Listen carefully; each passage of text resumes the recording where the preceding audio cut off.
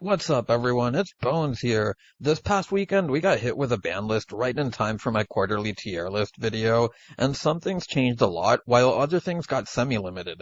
And speaking of semi-limits, the first deck I'll be talking about just got engaged semi-limited, increasing the consistency of the deck. The unlimit of multi-roll also gives the deck more of a backbone, giving the deck quite a significant boost heading into the new format. But with that being said, strikers are coming back at an awkward time where floodgates still have homes in other competent decks. Labyrinth, the Cypress deck, Sword Soul, and Trap Tricks can all play Anti-Spell and Rivalry, while other decks like Flu, Kashtira, and Exosister, amongst others, can seemingly plug in Shifter as well. Every deck playing Ash for Branded Fusion also doesn't help for weak-going first Shizuku pass boards, while Bystials exist too. Overall, it's not a bad deck if not prepared for, but if people are expecting the deck to make a comeback, there's enough cards in our current meta to put the deck back into its place. Not being hurt by D-Barrier is nice though, I guess. Because of that, I'm going to put Striker at tier 3, where I do think they are stronger than Rogue, but not enough to topple the ceilings of the other decks above it. Eldritch snuck into the top cut in YCS Philly, and its seamless ability to incorporate floodgates will keep it somewhat relevant for as long as compatible and oppressive floodgates live. Because of evenly still being at 3, the runic engine practically untouched, and the existence of decks that can just easily outpace it, I feel tier 3 along with Striker is a fair place for it to be. Spiral got 3 quick fix back, which is cool,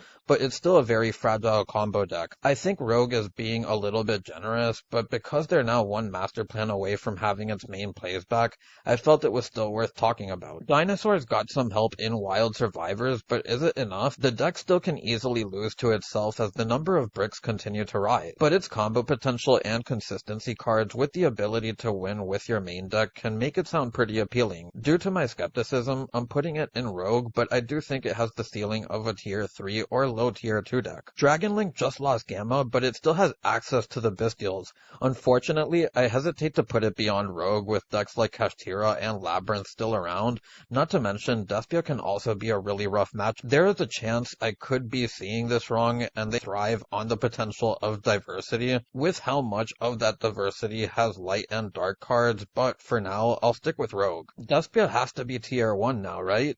I think it's tier 2, and it's because Despia has a similar problem to Dinosaurs where losing to yourself on clunky hands can be very real. Ash on Branded Fusion may not be as powerful as it once was with the existence of Quem, but a Despia player won't always have access to Quem. Other decks in the format can also play enough floodgates to slow the deck down just enough for it to not take over the format in my opinion. Trap Tricks had its time before these hits, but during that time people learned what worked against it and what didn't work against Trap Tricks. Things like Evenly and Kashtira still being in the format lower the deck's ceiling, but not enough to put the deck in the Rogue section. I like Trap Tricks as tier 3 with Eldritch and Striker. Vanquish Soul is our first sleeper deck, and if this ban list benefited any archetype at all, I think it was the Cash Grab archetype. Its ability to play the Kashtira cards themselves could ultimately be what makes them relevant, as pure Kashtira players have much more of a reason to fear the resolution of Unicorn over the Vanquish Soul variant.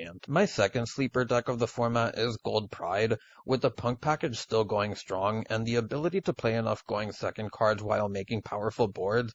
I could see this deck making an impact in the TCG. The next 3 decks I'll be doing together because Droll may leave the format. Drytron, Flu, and Dark World all possess incredibly high ceilings and a knack for going under the radar as some of the more oppressive decks in the game. I know the tier 3 lineup is starting to look fat, but that's where they're going. Ignister is the first of 4 Cybers decks on here, and while it may be the weakest at this point in time, I do want to put it in as a sleeper, because if we really do go through a Despia takeover, the ability to bring out a 6k towers backed by floodgates and hand traps usually helps this deck succeed under those circumstances. Draco Slayer just got 3 Draco face-off, but this still is the perfect example of a modern-day rogue deck. Problems with Nibiru and floodgates keeps it from what it wants to do consistently. A deck that can steal some wins against the unexpected. Manadium came off unscathed this ban list, allowing it to live to see another format. At this point, I feel this deck is just a better Draco Slayer deck with its versatility in combos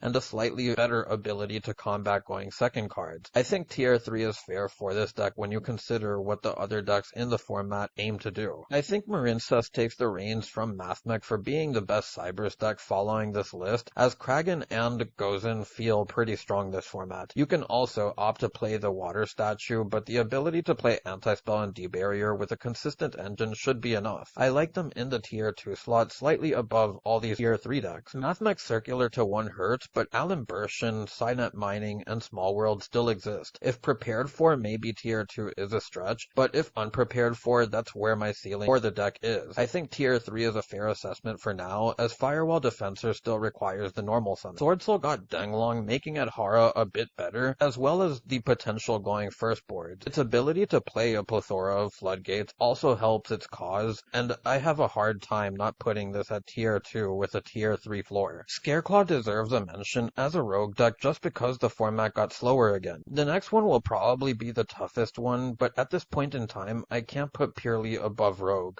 Losing the ability to practically guarantee Delicious Memory off a friend, and the consistency of a 5 material Nor taking a massive hit, it just feels like the kitty lost its teeth. The flexibility in the main deck is nice, but I just can't see a pure version of this deck seeing community-wide success until we get the new support for it. Wright got off with a slap on the wrist, which isn't surprising, and this deck's versatility and consistency is enough to mark it down as tier 2, even if the ceiling isn't as high as it used to be. The ability to play multiple variants of it are also why I don't see this deck dying. Runic is still alive for the most part, though Naturia may not be, but the For Hire variant amongst others still exists. In-engine ways to negate, destroy, and search as quick play spell cards make this something to keep an eye on. I like them at tier 2 just based off potential and the consistency of the engine. Banishing opponents' cards could also be more important this format. Ashtira is the first and maybe even the only tier 1 deck, but not by much. While the Vanquish Soul variant gives me a bit of a pause, I think it's hard to doubt a deck like this that practically has its whole main deck untouched. Dinomorphia is a rogue deck, but a strong one, and I have this on here so that people don't sleep on the monster negation counter trap that they got in Cyberstorm Access. The deck still has many glaring weaknesses like removal and masquerade,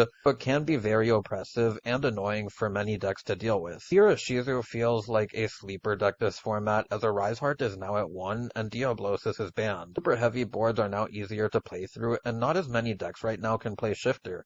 I think it will be interesting to see how far this deck goes this format. Rika is a deck that continues to see moderate success off of good pilots, and a deck not to sleep on and worthy of a tier 2 slot if more people learn to play it in my opinion. Labyrinth is another tier 2 deck that I struggle with putting at tier 1. Similar to the other back row decks, there's still enough hate in the game to prepare for this deck if it does take over the game. The Appointer ban also makes you dependent on the viruses for any type of hand knowledge as well. Dogmatica has to be a sleeper in my opinion, as it can borderline FTK a lot of our current decks. If you thought we were safe from our extra decks being ripped, Dinosaurs, Dogmatica, and Kashtira Unicorn would all like a word with you. With Droll exiting the format and the deck having multiple powerful cards that can bait hand traps, I think it's a deck that should be accounted for. Exosister is here not just because of the new spirit monsters, but because of Shifter, with Shifter being as powerful as ever and the ceiling of decks being drastically down to last format, I think putting it as a rogue deck is fair. Super Heavy just suffered a game-changing hit through the ban list with the ban of Scarecrow. Still, the deck has 9 1-card starters with Bike, Wagon, and Waka Flocka. The deck can't play any spell traps, which makes me worry for it a bit more past game 1, as the deck is much more susceptible to hate now, and Shifter is still a card. With Droll potentially leaving the format, maybe it has a tier 2 ceiling, but for now, I like the back end of tier 3. Finally, for the final deck, we have Salamangreat, the last of the Cybers decks, and potentially no longer outclassed by Mathmech.